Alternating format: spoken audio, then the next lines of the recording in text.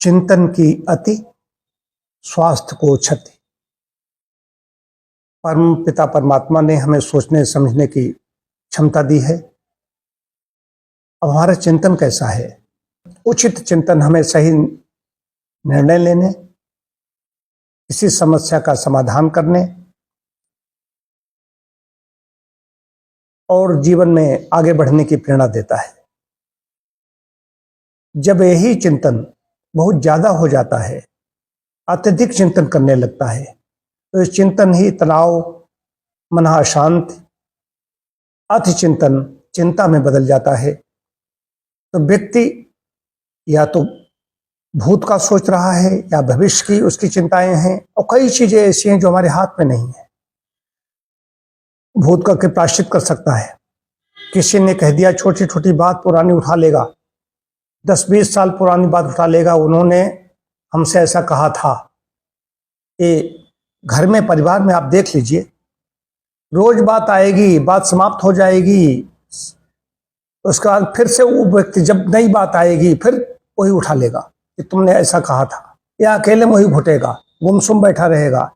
ये अति चिंतन। उसका भविष्य में, भविष्य के बारे में अति चिंतन कर रहा है कि कहीं हमारा प्रिय गया है, उसके साथ कहीं कुछ हो न जाए, जो हमारे हाथ में नहीं है, हमारे बस की बात नहीं है, उसके बारे में हम सोच रहे हैं। अनिष्ट चिंतन के बारे में व्यक्ति सोच रहा है। ये वही सोच रहा है जिसको प्रभु पर, परमात्मा पर विश्वास नहीं है, तो ये चिंता बन जाती है। और चिंता के बारे में कहा गया है, चिंता ज्वरो मनुष्याणाम क्षुधाम निद्राम बलम हरेत रूपम उत्साह बुद्धिंच श्रीम जीवनम न संशयः।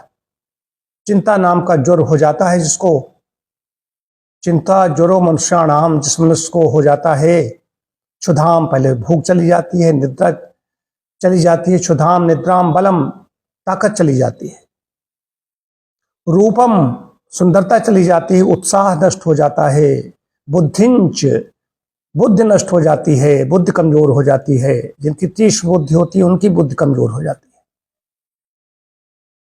रूपम उत्साह बुद्धिंच श्रीम जीवनम न संशयः। श्रीम, लक्ष्मी चली जाती है, क्योंकि आदमी चिंता कर रहा है, सोच रहा है, सोच रहे हैं, अब यह नहीं बस करता है, जीवन ही नष्ट हो जाता है। तो इसलिए कहा गया, चिंता और चिता के बीच में बिंदु मात्र का अंतर बताया गया है। चिता निर्जीव को, जो डेड बॉडी होती है, उसको जलाती है, और चिंता दहत सजीवकम, इस तरीके से कहा गया है। अत्यधिक चिंतन करेगा जब व्यक्ति, तो अनिद्रा हो जाएगी। भूख प्यास तो जो मैंने बताई है, तो एक तरह से सुभाषित है। इसमें ऐसे हार्मोन्स निकलते हैं जो हमारे सब कुछ, भूख है, पाचन है, अवशोषण है, सब कुछ खत्म कर देते हैं। तमाम प्रकार के शरीर में रोग उत्पन्न हो जाते हैं, मन शांत हो जाती है, व्यक्ति चिड़चिड़ा हो जाता है, सिर दर्द भी उसको रहेगा, थकान भी उसको रहेगी, व्यर्थ की चिंताएं जो करते रहते हैं, छोटी छोटी बातें लिए घूमेगा। और जो वर्तमान में आनंद है, वर्तमान में खूब हमारे सामने पूरी पकवान रखे हुए हैं, उससे खाने में वो आनंद नहीं ले रहा है। लोग हंस रहे हैं, आनंद रहे हैं, उनके बीच में आनंदित नहीं हो रहा है। अच्छी चीजें देख रहे हैं, सौंदर्य की चीजें हैं, सुंदरता है, नदी बह रही है, पेड़ झूम रहे हैं, फूल खिल रहे हैं, की तरफ देख करके आनंदित नहीं होता है, वहां पर भी वो गुमसुम बैठा रहता है। यही है मानसिक रुग्णता, ये है मानसिक रोग। तो अति चिंतन से बचने के लिए क्या करना है? चिंतन बहुत अच्छा है, चिंतन करना ही चाहिए। चिंतन लोग नहीं कर रहे हैं, ये भी गलत है, और अति चिंतन कर रहे हैं, ये भी गलत है। ये बीमारी बन जाती है। इसी में साइकिट्री बन गया है। वेद तो पहले से कह रहा है, वेद आदि और व्याधि, व्याधि शरीर में होती है, आदि मानसिक रोगों को कहा गया है। अब इसके लिए फिर वही आती है, आपका सोना जागना, व्यायाम करना, भोजन करना, सब कुछ नियमित होगा। और व्यायाम में योगासन करना, योगासन से हमारी नर्व्स जो खिंचाव होता है, स्ट्रेचिंग होती है योगासनों में, और भी तरीके हैं, लेकिन योगासन इसमें सबसे आगे है। क्योंकि मैं नित्य 1 घंटे, हमारा एक कक्षा चलती है योग की, हम सब लोग जानते हैं, वर्षों से मैं कर रहा हूँ। मैं सबके लिए, भीड़ को, या जो बिल्कुल जिन्हें दायां बाएं नहीं मालूम है, ऐसे लोग हमारे साथ नहीं बैठ सकते। जो हमारे साथ चल सकते हैं वही हमारे साथ बैठ पाते हैं। प्राणायाम बड़ी चीज है। प्राणायाम मन को नियंत्रित करने के लिए, व्यर्थ के जो सोचते हैं मैंने ऐसे लोगों को प्राणायाम कराया है, बताया है, तो जो भी प्राणायाम प्रचलित है आप वो कीजिए। लेकिन प्राणायाम के बारे में कहा गया है, अगर प्राणायाम नहीं करेंगे, प्राणों पर नियंत्रण हम नहीं करेंगे, लंबी सांस खींचना छोड़ना, सांसों पर मन को लगाना, ध्यान करना, बस इस क्या है, चले बातें चले चित्तम निश्चले निश्चलम मना। अगर बात को, प्राण को हम रोक देते हैं, आभ्यंतर कुंभक करते हैं या बाह्य कुंभक करते हैं, प्राणों पर मन को लगाते हैं, सधे हुए प्राण हैं, तो कैसे प्राणायाम करना है ये सीख लें कहीं। लेकिन मैं आपको बता देता हूँ, प्राणायाम करने के लिए सिर्फ यही है कि आप बैठ जाइए, अनुलोम विलोम सब जानते हैं, बाईं ओर से खींचा दाहिनी ओर छोड़ा, दाहिनी ओर खींचा बाईं ओर छोड़ा, ये भी आप कीजिए। लेकिन मुख्य जो प्राणायाम है इसमें नाड़ी शोधक प्राणायाम है। धीरे से सांस खींचनी है बाईं ओर से, अनुलोम विलोम की तरह ही बाईं ओर से खींचें, धीरे से सांस इतनी सावधानी से खींचें कि आवाज अपने ही कानों तक सुनाई दे, और बाद में बायां बंद करके दाहिने से छोड़ देंगे, फिर दाहिने से खींचेंगे, बाएं छोड़ेंगे। लेकिन एक बार ये खींचना छोड़ना, फिर इधर से लेना छोड़ना, इसमें बड़ा समय लगेगा।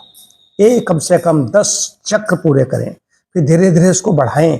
इस प्राणायाम से आपको बहुत ज्यादा लाभ मिलेगा, उसका ध्यान करें। अब वर्तमान में रहें, प्राण जब आ रहा, सांस आ रही है, सांसों पर मन को लगा दीजिए, मन को लगा दीजिए, सत्यनिष्ठ बनिए, दृढ़ निश्चय बनिए कि मैंने सांसों पर ही मन को लगाना है। मन भाग जाए उसको पकड़ के लाइए, फिर सांसों पर लगाइए, फिर लगाइए, फिर लगाइए, फिर लगाइए, अभ्यास करते जाइए। इससे आपको ये अत्यधिक सोचने की, अत्यधिक चिंतन करने की जो आदत पड़ गई है, जो बीमारी बन गई है, इसके अलावा कोई उपचार है नहीं।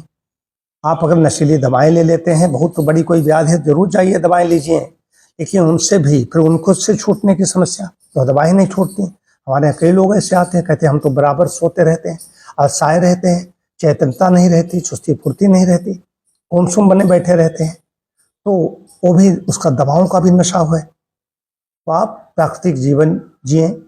आपसे मतलब जो भी ऐसे लोग हैं, और हम सभी कहीं न कहीं सोचते हैं, लेकिन सोचें, वर्तमान में सोचें, भूत भविष्य हमारे हाथ में नहीं है।